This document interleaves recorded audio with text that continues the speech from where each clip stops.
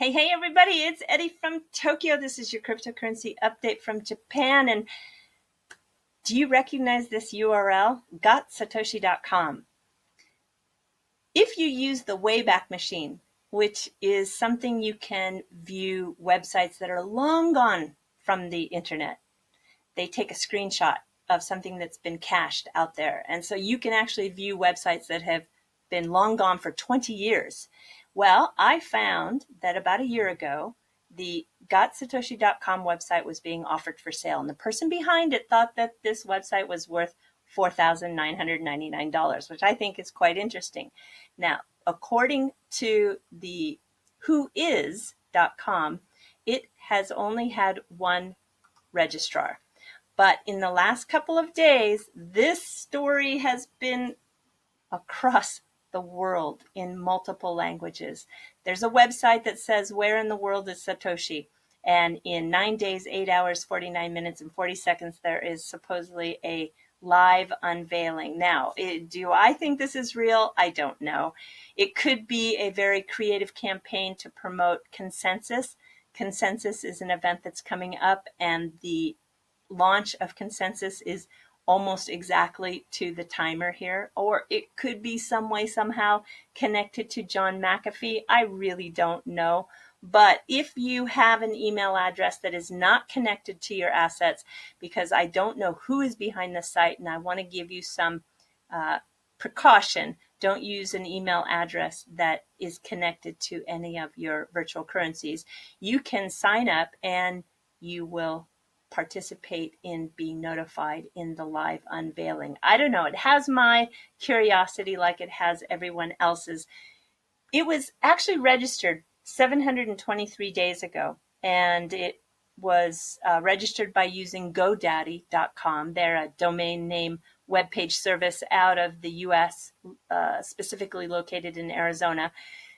The person who registered paid to have that private information restricted, so we don't know who it is. It is somebody from the United States, and the website was first updated April 9th, 2019.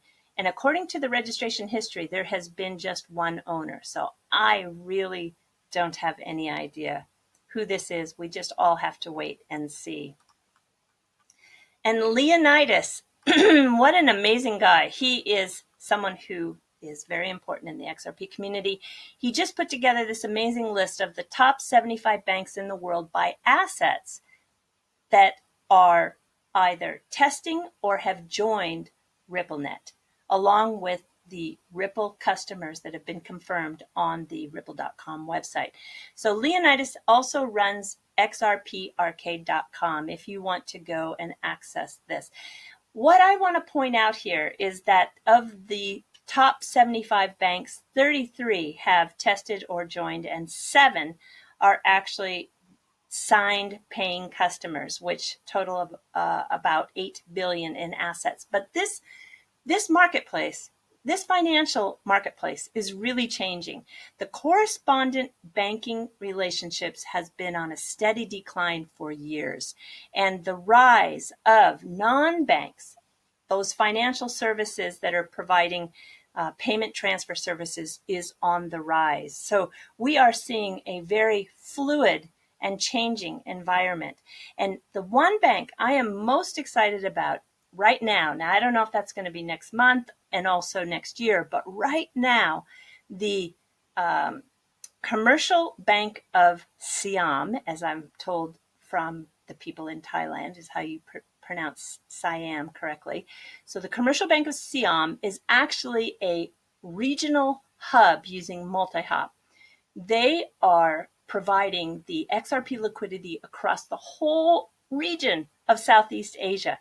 So if you were to add up all of the banks that are using the XRP for liquidity, I am positive that they would show up on the top 20 in terms of total assets. So you can see how this world is changing. And if we look at money transfer businesses, this is an article that came out yesterday. XRP may soon be listed on yet another Euronet Worldwide subsidiary. Euronet is the mother company of the company RIA. RIA is the second largest payment transfer business in the world. And this article goes on to say that Ripple and XRP are continuing to conquer the world. Now, is this hype? No, it's not. And let me explain why. There was a conversation that took place between Behind the Ledger and XE Currency. They are also a subsidiary of Euronet. And Behind the Ledger asks, can we expect to see more coverage of XRP on your site in the near future? And they replied back, hey, thanks for contacting us and using XE. You can expect this in the near future. We can't provide a timeline for you yet, though.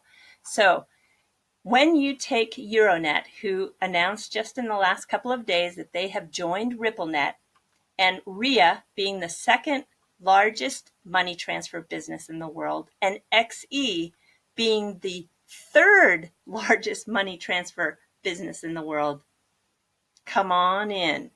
And I say that because Brad Kimes and I have been talking in the last couple of days, and I want to let you know something special that's coming up.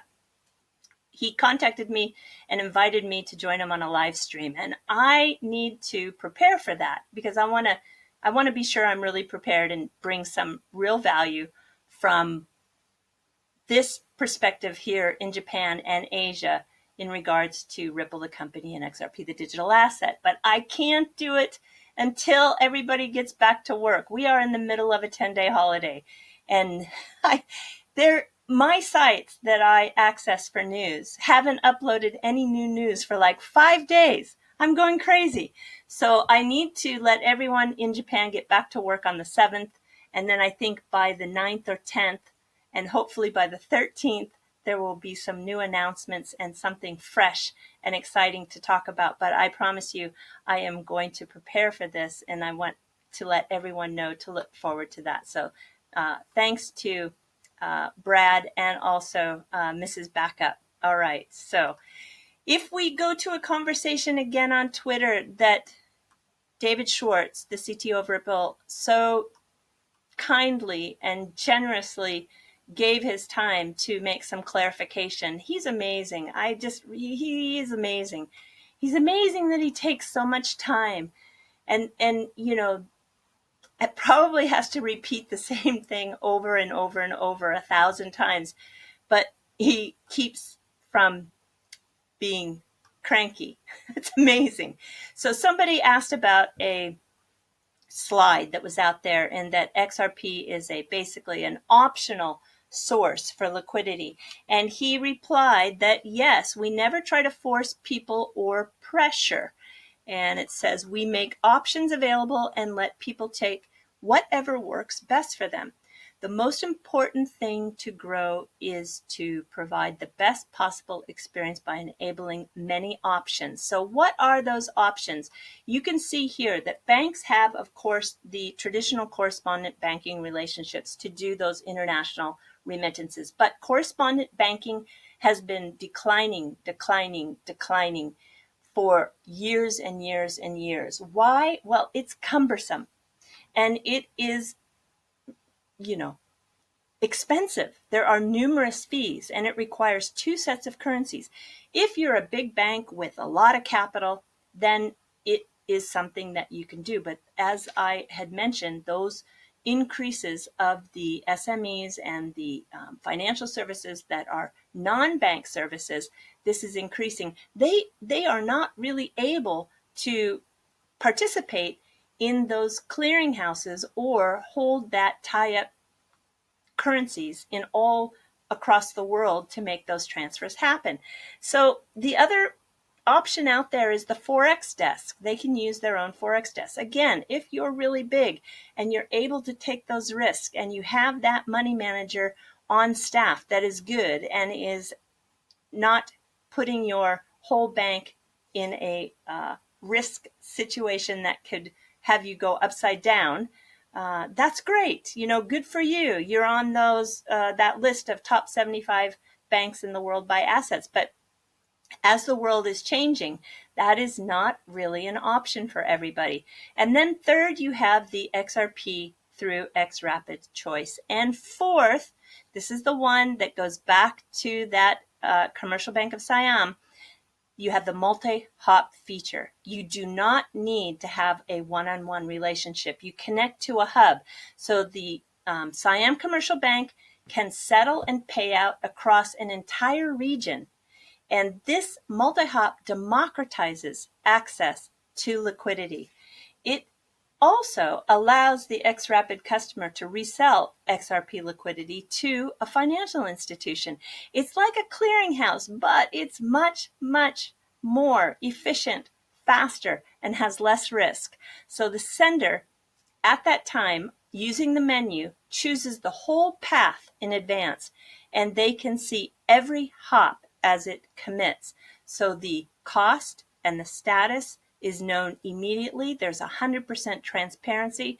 This is a powerful tool. Don't let anybody tell you otherwise. Marjan Delattine, in this quick audio, which I will share with you, Bank XRP brought it to everybody on Twitter. She confirms, of course, there are 200 partners that are paying Ripple for their service right now, 10 of which are using XRP. That volume is increasing every day. And the big question that she brings out, and this is really what you need to drive home in terms of the point if you ever talk to somebody that says that nobody will use XRP. The question is, how can you source liquidity? Because maintaining accounts in the accounts held in foreign currencies is quite difficult, especially for those SMEs, those small to medium sized institutions. So the timing for Ripple and XRP is beautiful. And here's somebody who follows me on Twitter. His name is Scott. I didn't ask him ahead of time if I could share exactly who he was, so I just will call him Scott. Well, his name is Scott, but that's all I'm going to share. He's in Tokyo today. I don't know why he's in Tokyo, but lucky for him, we have great weather, and it's holiday time, so the trains are very quiet and easy to use, not a lot of crowds. But he took this picture and sent it to me, and I just want to say Mr. Kitao is on it even in the middle of the holiday. So SBI Remit, which is the international money transfer arm of SBI Holdings, is out there pounding the pavement today. And thanks to those SBI employees working to get more customers in the middle of their holiday, I want to say thank you. So it was about a year ago that Stephan Thomas was in Tokyo. Yeah, he was actually a keynote speaker for Slush Tokyo. And as a keynote, he was talking about how the Japanese market is so highly liquid in virtual currency. And then he introduced to everybody that he wanted to build a new business model. Well, build a new business model he has done, and he's done it with Coil. Coil is now officially open. It's in beta, but it is wide open and it's growing every day. I put up my first little informational point to let everyone know how I plan to use Coil. So I'm going to expand on the Japanese fluff, and those are the stories that I talk about at the end of the Crypto Era YouTube videos. And it should be fun for people who want to go a little deeper into subjects introduced. And I'm going to do my first one tomorrow. It is all about my very favorite place to go have coffee in Japan. And I want to share that with you. I'm not going to give you any details because I want you to come to Coil and view it there. I'm going to have it as exclusive contact to Coil, or content on Coil. I'm not going to put it on YouTube. So should you be interested, please come to the Coil website and have a read there. And when we look at Jungle, the number one actually in terms of trending right now on Coil is Hodor. And Jungle, his last upload is number 4. And it's really, really fun. I want to show you why. If you become a $5 a month paying customer to Coil, you can then pay those content providers with micropayments using the plugin on your Chrome browser. So right now, as I am on Jungle's upload, I am sending him micropayments. And I'm not sure I'm not sure if he's receiving an XRP or fiat. That's actually a choice that you can choose when you sign up as a content provider. I'm going to get paid in XRP. So if you become a $5 a month subscriber and you visit the Coil website to watch my expanded versions of Fluff, you will be sending me these micropayments, and I will say arigato gozaimasu, which means thank you very much. So I'm very excited, not just for the YouTubers, but for all of the people out there creating content. There is far beyond people just talking virtual currency on here. I've already been reading things about wine and reading things about travel. So as the site continues to grow and they get these categorizations down and the search functions well, and maybe even they will expand in bringing some comment options available, I think it's going to just get better and better and better. So I did hear from Jungle that he's going to bring some exclusive content on Coil with a conversation he's going to have with one of my favorites who has not been on the YouTube recently, but he's still out there because I see him on Twitter, and that's DM Logic. So DM Logic and Jungle are going to have some exclusive content on Coil coming up in the next couple of days, I do believe. I can't wait. So anyway, everybody, yeah, I hope that you participate in this organic growth. It's very exciting. All right, so I'm going to jump to the fluff. I'm going to talk about coffee because the coffee culture in Japan is just amazing, actually. Yeah, it's something that you really need to come and experience. There is a lot happening in the way of coffee. There are some small shops that will source their beans themselves, going directly to countries like Ethiopia and Colombia and Brazil, and they'll actually have the beans brought back and they will create their own special blend and roast it in a way that is unique for their coffee shop. Those are everywhere now in the city. Or you'll find this is one called Paul Bassett, and he is a big coffee company from Australia. And the one in Tokyo was lucky enough to be the world AeroPress champion. And it is really for serious coffee lovers. And I just want to tell you that when you do come, the coffee choices are not only spectacular, but there are so many. And also, too, in these coffee shops, usually you'll have some choice of other Japanese centric teas. So you can do both at the same time. Here is one that is very exciting. It is a company that actually started in the Bay Area and has been purchased by Nestle, but it's called the Blue Bottle Coffee. Maybe if you're in San Francisco or New York or LA, you've heard about Blue Bottle Coffee, but they are on a global rollout. And this is not the place I'm going to take you tomorrow, but I'm going to tell you that this is another one that you really need to try.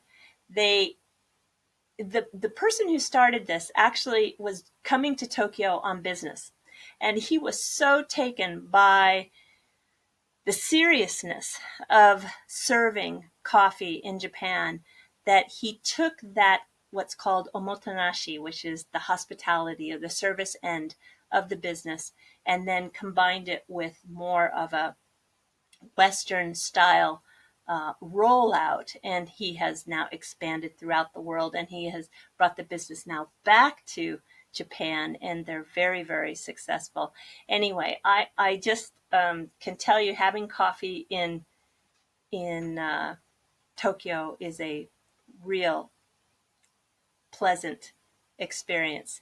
And if you're in Harajuku, they have the very best latte art in all of the city.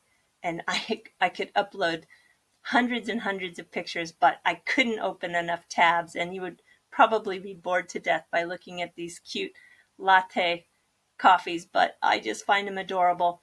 They are the Reisu coffee shop in Harajuku. I'll put also a link to their cafe. For about $4, you can order one of these lattes that have art on top, and it's just too cute. All right, everybody, do take care. Sayonara for now. Bye-bye.